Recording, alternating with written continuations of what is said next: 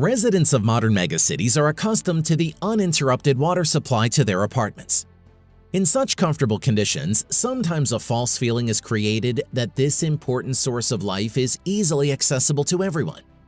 However, there are many places on the planet where people cannot physically afford to have an unlimited supply of clean water. One of such places is the arid Sahara Desert. Today, water is extracted there with the help of special nets. What are these nets and how does this technology work? What natural phenomena inspired scientists to come up with a simple but effective solution to the problem? Find out about it in today's video.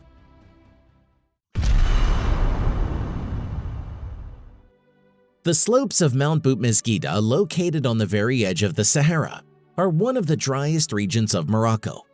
Residents of settlements located there have long suffered from severe water shortages due to low rainfall and depletion of groundwater. More than 60% of people in the region live without running water in their homes. To get water, local women have to walk 5 kilometers to open wells every day.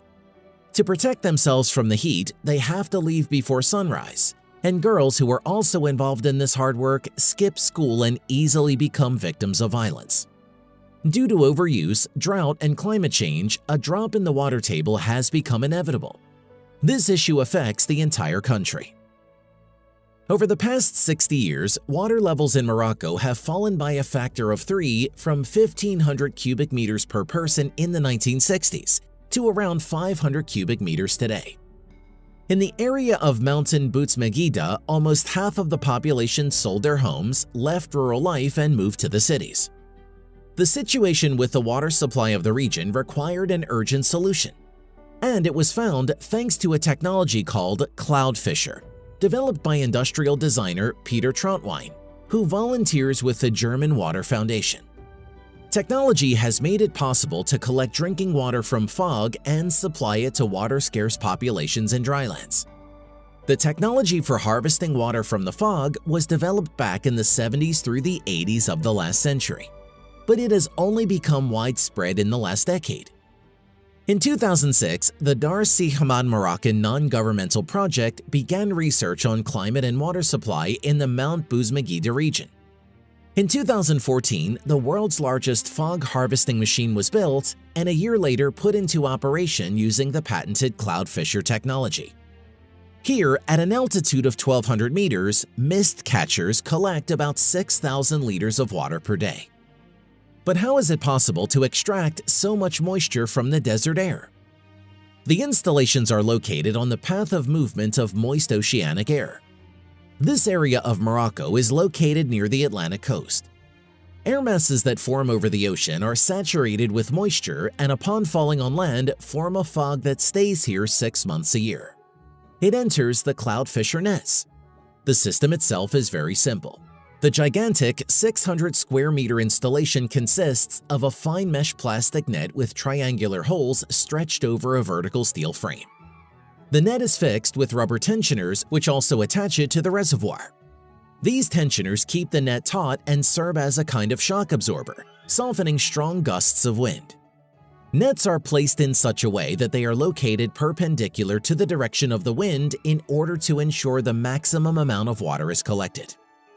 The water vapor deposited on the fine mesh condenses and flows down into a special reservoir below. The principle of operation of nets is, so to say, copied by the authors from nature itself. A similar technology is used by pines and sequoias and redwoods, on whose needles the fog condenses into water, thus compensating for the lack of precipitation. There is also a range of creatures that trap moisture from the air in the driest conditions, from beetles in the Namib Desert to lizards in the Australian outback. In a typical year, the nets harvest about 22 liters of water per square meter from the fog. And in the period from November to February, the volume of water harvested via this means reaches 60 liters per square meter. Such a unit can be quickly assembled and installed, and it is simple to maintain, making it an ideal solution to the problem of water scarcity in impoverished areas, where resources and technical capabilities are, to put it mildly, limited.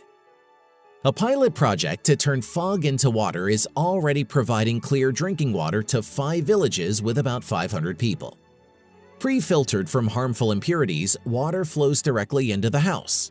All you have to do is to open the tap. Indeed, people have to pay about 40 cents per ton for such conveniences.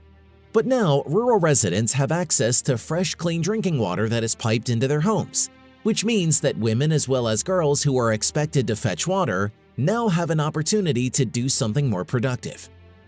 Not without challenges in operation, the main problem of water-bearing pipelines is the speed of the wind, which can reach 110 kilometers per hour in the Mount Booz-Megiddo area.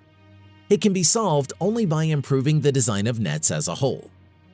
Scientists concerned with this task have identified three main parameters that determine the efficiency of collecting tiny air droplets: the size of the fibers in the nets, the size of the holes between the nets, and the material from which the fibers are made. So the technology continues to improve, and engineers are working on creating models that are much more resistant to wind load. But the main task is to increase the amount of water extracted from the fog. The Darcy Hamad project has received 15 awards, nominations, and prizes since 2013 for achievements in the field of harvesting water from fog. The organization planned to expand the project by 12 new villages and was also preparing to cover its activities in another area of the country. The Anti-Atlas located on the border with the Sahara in Morocco, and also to launch a project for the use of wastewater in peasant farms. But there has been no official information about how things are going with the implementation of these intentions. Most likely, the reason for curtailing activity is a lack of funding. Since the program needs to be sponsored, its expansion and the use of technical improvements are directly dependent on grants and donors. Let's hope that projects aimed at providing water to those who need it most do not evaporate in a series of other global problems.